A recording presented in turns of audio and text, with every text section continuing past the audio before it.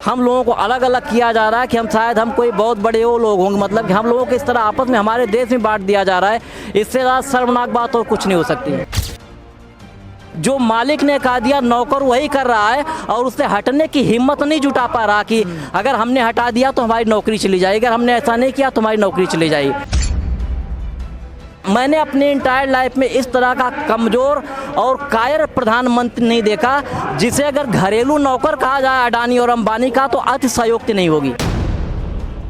इतनी भीषण ठंड होती है, इतनी बारिश हुई थी कि आप पानी छूने से डरते थे, ऐसे लगता था कि कांटा चुभ रहा है। उसके बावजूद खुले आसमान के नीचे हमारी इतनी धरती पुत अगर बैठे हुए तो इनके दिमाग में कुछ तो होगा। इमरान खान कटोरा लेके भीख मांग रहा है, तो जो व्यक्ति कटोरा लेके भीख मांग रहा है वो हमें फंडिंग कहाँ से करेगा?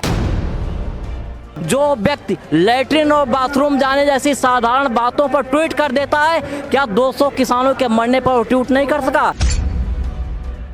तो शर्मिंदा है सोच कर कि यार ऐसा हम तो 20 लाख हजार करोड़ का पैकेज दिए और खिचड़ी नहीं खिला पाए, लंगर खिला रहे हैं, वो तो शर्मसार हो गए, इसी शर्म से डूब के मर गए हैं। आज नहीं तो कल निकलेगा, हर मुश्किल का हल निकलेगा, कोशिश करते रहिएगा तो पत्थर से भी जल निकलेगा। नर पिशाच से देश बचाना सबकी जिम्मेदारी है, हम पर आज प्रहार हुआ है, कल को तुम्हारी बारी है। ਆਪਣੇ ਹੱਕਾਂ ਨੂੰ ਲੈਣ ਦੇ ਲਈ ਕਿਸਾਨ ਦਿੱਲੀ ਦੀਆਂ ਸਰਹੱਦਾਂ ਤੇ ਡਟੇ ਨੇ, ਅੰਦੋਲਨ ਚੱਲ ਰਿਹਾ ਹੈ, ਹਰ ਇੱਕ ਵਰਗ ਸਪੋਰਟ ਕਰ ਰਿਹਾ। यूपी तो ਇੱਥੇ ਕ੍ਰਿਸ਼ਨਾਨੰਦ ਤਿਵਾਰੀ ਪਹੁੰਚੇ ਨੇ, ਉਹਨਾਂ ਨਾਲ ਕਰਦੇ ਆਂ ਗੱਲ। ਉਹਨਾਂ ਨੇ ਕੁਝ ਸਤਰਾਂ ਲਿਖੀਆਂ ਨੇ ਇਸ ਅੰਦੋਲਨ ਨੂੰ ਲੈ ਕੇ, ਮੋਦੀ ਸਰਕਾਰ ਤੇ ਵਿਅੰਗ ਕਸੇ ਨੇ। ਉਹਨਾਂ ਨਾਲ ਗੱਲ ਕਰਦੇ ਆਂ ਕਿਸ ਤਰ੍ਹਾਂ ਨੇ ਤੇ ਉਹਨਾਂ ਦੇ ਵਿਚਾਰ ਕੀ ਨੇ।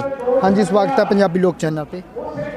जी, मेरा नाम कृष्णानंद तिवारी है। बेसिकली मैं उत्तर प्रदेश का अयोध्या का रहने वाला हूँ और किसान आंदोलन में अपने किसान भाइयों को समर्थन देने के लिए आया हुआ हूँ। यहाँ इनका जो आंदोलन है बहुत ही शांतिप्रिय ढंग से चल रहा था, लेकिन 26 तारीख के बाद सत्ता के शीर्ष में बैठे हुए लोगों ने इस आंदोलन को ख़राब करने की कोशिश की, जिससे आंदोलन की छवि पर थोड़ा बुरा असर ऐसा कहते हैं कि डला हुआ, लेकिन मुझे ऐसा कुछ दिख नहीं रहा। यहाँ तो लोग जैसे पहले शांतिपूर्वक रहते थे उसी तरह आज भी रह रहे हैं। जो गोदी मीडिया है वो क्या प्रचार कर रहा है? आप टीवी देखते होंगे? टीवी में देखता हूँ भैया। गोदी मीडिया तो इस आंदोलन को पूरी तरह से नेस्त नाबूद करने के लिए कृत संकल्प है। उनके बहुत सारे वीडियो जाते हैं जो उनमें कहते हैं कि नहीं यहाँ पर ये लोग खालिस्तानी है, ये लोग पाकिस्तानी है, ये लोग ऐसा कर रहे हैं वैसा कर रहे हैं, लेकिन वास्तविकता है कि ऐसा बिल्कुल नहीं। यहाँ पर लोग बिल्कुल शांतिप्रिय तरीके से आंदोलन कर रहे हैं। जो पुलिस प्रशासन है उसका जो रवैया है उसको कैसे देखते हैं? शांत बैठे लोगों को तंग परेशान किया जा रहा है, चारों तरफ से बैरिकेडिंग करके रास्ते ब्लॉक किए जा रहे हैं। मैं आपको बताना चाहूँगा, खुद आज मैं डीटीसी की बस से जब आकर बस से उतरा तो मुझे कहा गया भाई रास्ते बंद है। मुझे बस से उतरकर धरना स्थल तक पहुंचने में 3 घंटे लग गए।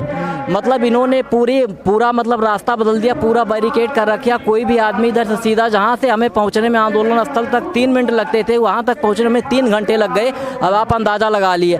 आप देखिए इन्होंने यहाँ पर कैसे पत्थरों की बैरिकेडिंग कर रखी है। अब मुझे देखकर बड़ा आश्चर्य हुआ। जब मैं पहले आया था तो मैं देखा था 2 मंच थे, उसके बीच से लोग आ जा रहे थे। आज तो उन्होंने पत्थर डाल के उसके बीच में सरिया लगाकर उसको बाकायदा बिल्डिंग कर रहे हैं। ऐसा लगता है कि हम लोग मतलब हिंदुस्तान में नहीं रहते, हम लोगों को अलग अलग किया जा रहा है कि हम शायद हम कोई बहुत बड़े वो लोग होंगे, मतलब कि हम लोगों को इस तरह आपस में हमारे देश में बांट दिया जा रहा है। इससे ज़्यादा शर्मनाक बात और कुछ नहीं हो सकती है।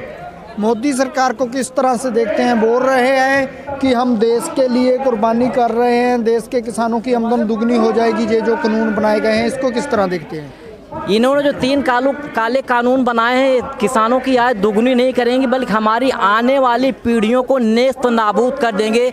जो लोग दिल्ली में रहते हैं, जिन्होंने BSNL को देखा था, जब से जियो आ गया, जिस तरह BSNL का समापन हो गया, समाप्त हो गए BSNL, ये पूरे के पूरे किसानों को या हिंदुस्तान के सभी किसानों को उसी तरह नेस्त नाबूद कर देना चाहते हैं। इनका यही लक्ष्य है।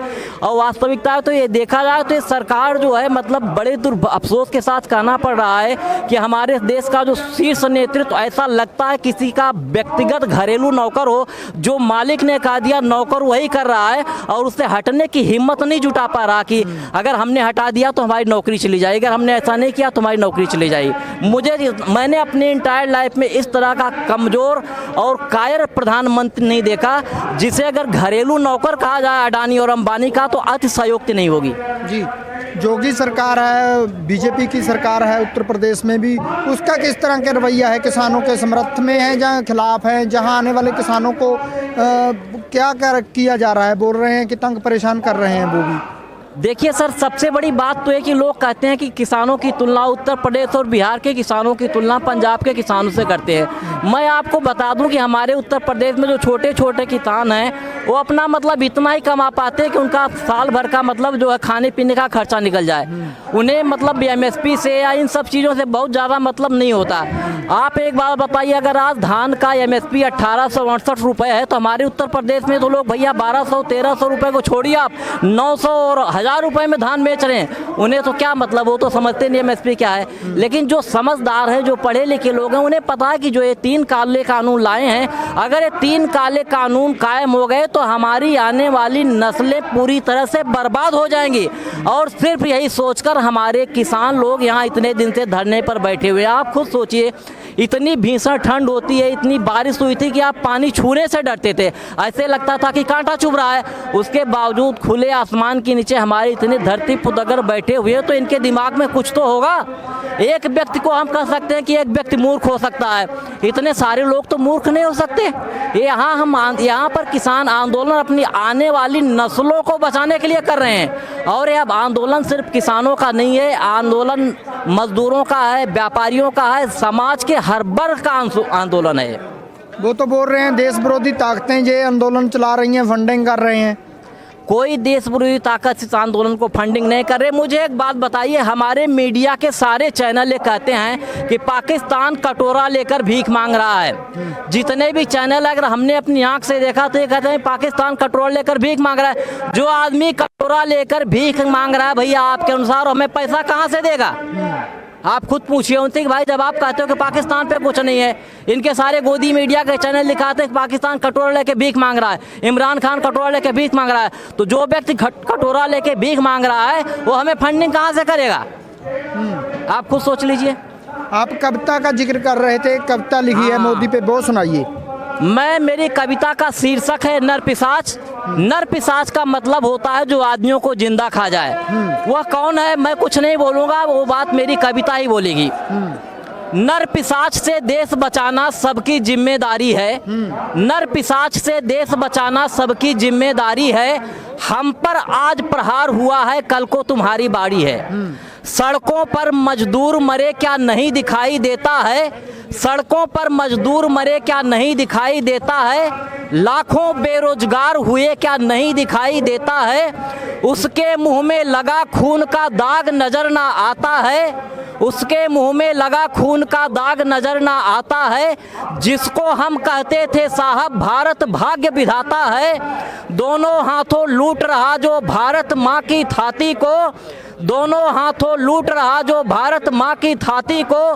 देख नहीं पाते कैसे हम उस बहसी कुलघाती को। भूमि पुत्रों पर पानी की जो बौछार कराता है। भूमि पुत्रों पर पानी की जो बौछार कराता है। कितनी भीषण ठंड हो रही उसे नजर ना आता है। नर पिशाच से मुक्त देश का सपना हमें सजोना है। नर पिशाच से मुक्त देश का सपना हमें सजोना है।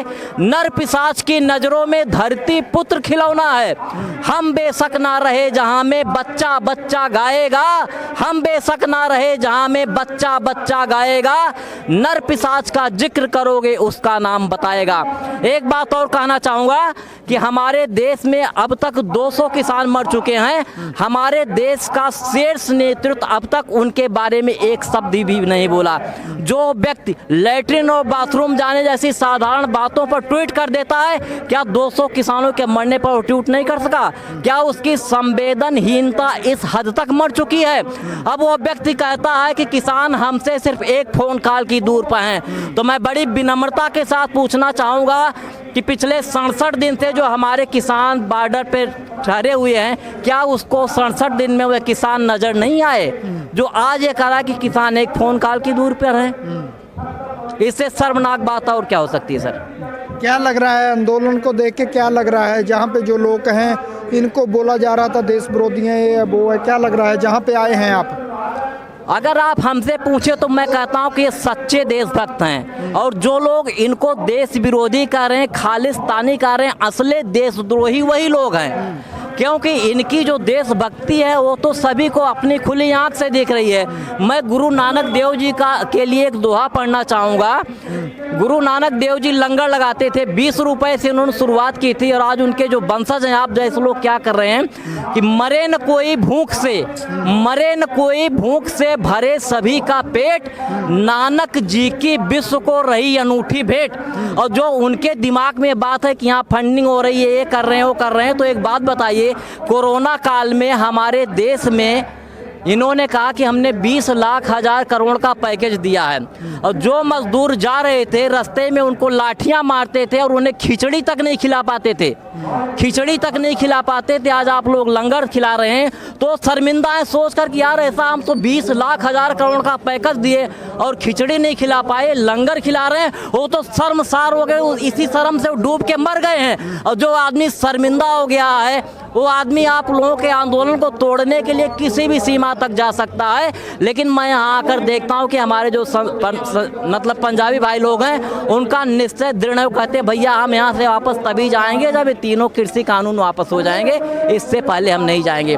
मैं अपने सभी किसान भाइयों से एक बात कहना चाहूँगा कि आज नहीं तो कल निकलेगा, आज नहीं तो कल निकलेगा, हर मुश्किल का हल निकलेगा, कोशिश करते रहिएगा तो पत्थर से भी जल निकलेगा। जी सर। क्या नाम है आपका? मेरा नाम है कृष्णानंद तिवारी। मैं एक बात और बता दूं, जब जेपी आंदोलन हुआ था, जयप्रकाश नारायण जी का जब आंदोलन हुआ था, तो उन्होंने कहा था सिंहासन खाली करो जनता आती है। मैंने कहा है, समस्त देशवासियों को आह्वान किया, जो अभी मैंने आपको कविता सुनाई कि नर पिशाच से देश बचाना सबकी जिम्मेदारी है, नर पिशाच से देश बचाना सबकी जिम्मेदारी है, हम पर आज प्रहार हुआ है, कल को तुम्हारी बारी है।